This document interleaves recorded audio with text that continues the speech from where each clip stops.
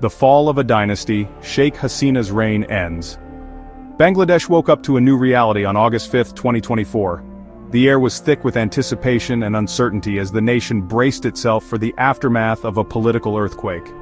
After 15 years at the helm, Prime Minister Sheikh Hasina resigned.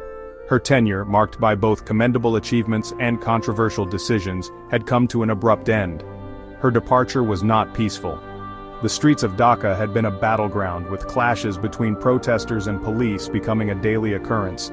It was the culmination of weeks of relentless protests that shook the nation. The voices of dissent grew louder, echoing through the streets and across social media platforms. The Gen Z revolution, as it came to be known, had reshaped Bangladesh's political landscape. Young people, disillusioned with the status quo, took to the streets demanding change. Hasina, a towering figure in Bangladeshi politics, had been a beacon of stability for many. Her leadership was synonymous with progress and development. Her leadership saw significant economic growth. Under her administration, Bangladesh experienced a period of rapid development, with infrastructure projects transforming the landscape. However, her critics argued that this progress came at a cost. The economic boom was overshadowed by allegations of human rights abuses and suppression of free speech. They pointed to increasing authoritarianism, muzzled dissent, and rampant corruption. The government's heavy-handed tactics alienated many, especially the youth. The world watched in disbelief as images of massive protests flooded news channels. The international community was stunned by the scale and intensity of the unrest. Young Bangladeshis, armed with smartphones and fueled by anger, demanded change. Social media became a powerful tool for organizing and amplifying their voices. They had grown tired of the status quo. The younger generation, facing unemployment and lack of opportunities, saw no future under the current regime. The resignation of Sheikh Hasina marked the end of an era. It was a moment of reflection for the nation, as they bid farewell to a leader who had been at the forefront for over a decade. It ushered in a period of uncertainty. The political vacuum left by her departure raised questions about the future direction of the country.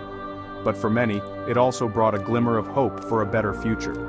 The end of Hasina's reign was seen as an opportunity to build a more inclusive and democratic society. The events leading up to this historic moment were a potent mix of long-standing grievances and immediate triggers. The discontent had been brewing for years, waiting for a spark. To understand the magnitude of the Gen Z revolution, we need to delve into the heart of the unrest. The movement was not just about one leader, but about a generation's cry for justice and equality. We need to understand the aspirations and frustrations of a generation that refused to be silenced. Their voices, once ignored, had now become impossible to overlook. Simmering discontent, seeds of the Gen Z revolution. To understand why Bangladesh erupted in protest, one must look beyond the headlines. The seeds of discontent had been sown long before the protests began. Bangladesh, a nation brimming with youthful energy, faced a paradox. Economic growth, while significant, had not translated into opportunities for all. Youth unemployment was a ticking time bomb. Millions of young Bangladeshis, armed with education and ambition, found themselves staring at a bleak future. The government's efforts to address this issue were seen as too little, too late. Frustration mounted as young people saw their dreams slipping away. Adding fuel to the fire was the ever-present hand of the government. Freedom of speech, a cornerstone of any democracy, was increasingly stifled. Critics of the government, including journalists and activists, faced intimidation and harassment.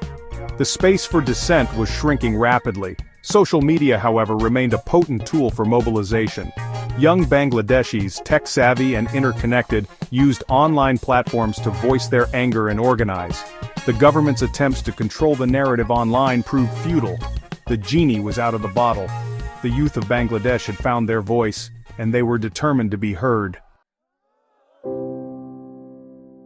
The quota that broke the camel's back protests ignite. The immediate trigger for the protests might have seemed trivial to some. It was a seemingly small change in policy, but it touched a nerve that had been raw for years. It was a dispute over a quota system for government jobs. This system, which was meant to honor the sacrifices of war veterans, ended up creating a deep divide. The government's decision to reserve a significant chunk of these jobs for the descendants of 1971 war veterans sparked outrage. This policy, while well-intentioned, was seen as unfair by many. For the youth, already grappling with limited opportunities, This felt like a slap in the face. They were struggling to find jobs in an already saturated market. They saw it as a blatant attempt to favor a select few, further shrinking their chances. The frustration had been building up for years, and this was the final straw. The quota system became a symbol of everything that was wrong with the system: cronyism, lack of meritocracy, and disregard for the aspirations of the young generation. It was a system that seemed to reward connections over competence. On July 1, 2024, students from Dhaka University took to the streets. They were determined to make their voices heard. They demanded the abolishment of the quota system. Their chants echoed through the streets, a powerful call for justice and equality. What began as a small demonstration quickly snowballed into a nationwide movement. The momentum was unstoppable, fueled by social media and the collective anger of a generation. The government's initial response was dismissive. They believed the protests would fizzle out, but they were gravely mistaken. They underestimated the depth of anger simmering beneath the surface. The youth were not just protesting a policy, they were protesting years of systemic neglect. As days turned into weeks, the protests grew larger and more diverse. People from all walks of life joined in, united by a common cause. Students from other universities joined the movement.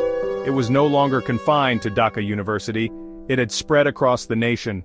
Soon, young professionals, farmers, and garment workers added their voices to the chorus of dissent. The movement had transcended its origins and become a national outcry. The Gen Z revolution had begun. This was a generation that refused to be silenced, demanding a future that was fair and just. It was a spontaneous outpouring of anger and frustration. The speeches were passionate, the energy palpable. It was a demand for change that could no longer be ignored. The youth had spoken, and their message was clear. The time for change was now. Section 4. From campuses to streets, the movement gains momentum. The protests that began on university campuses soon spilled over into the streets of Dhaka and other major cities. What started as a small localized movement quickly gained traction, drawing in people from all walks of life. The energy was palpable, and the streets buzzed with the fervor of a population ready for change. What started as a movement against the quota system quickly morphed into a broader call for change. The initial focus on educational reform expanded to include a wide array of social and political issues. The protesters were no longer just students, they were teachers, workers, and ordinary citizens who felt the system had failed them. Young Bangladeshis, emboldened by their growing numbers, began to articulate a wider set of demands. They were no longer content with incremental changes, they wanted a complete overhaul of the system. The student leaders, often seen with megaphones, became the voice of a generation that refused to be silenced. At the heart of their demands was a yearning for a more just and equitable society. They envisioned a Bangladesh where everyone had an equal opportunity to succeed, regardless of their background or social status. The banners and placards they carried were not just slogans, they were a manifesto for a better future. They demanded an end to corruption, which they saw as endemic and holding back the nation's progress. Corruption was not just a political issue, it was a social cancer that affected every aspect of their lives.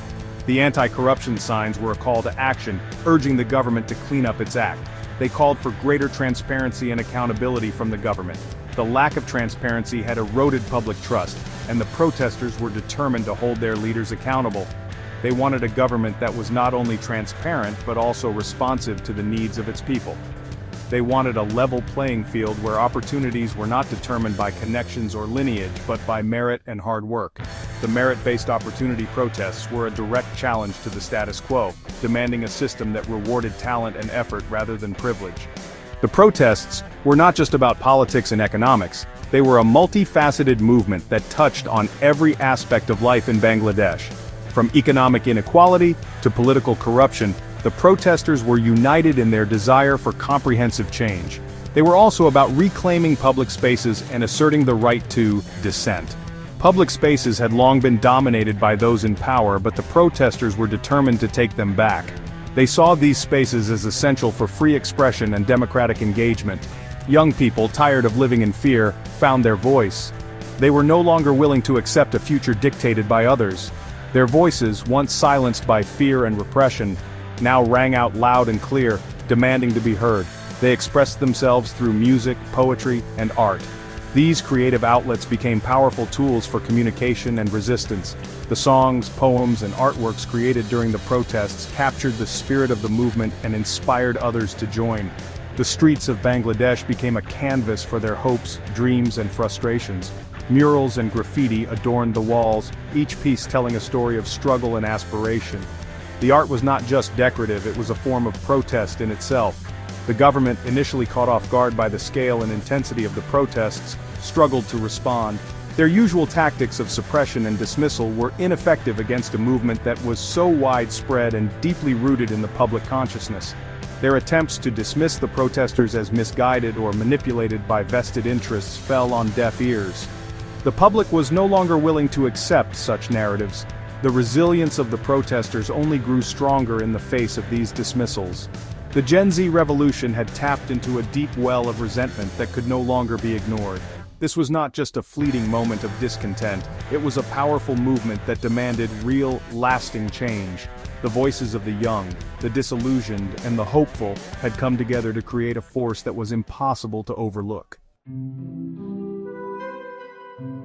Section 5. A bloody crackdown, the price of dissent.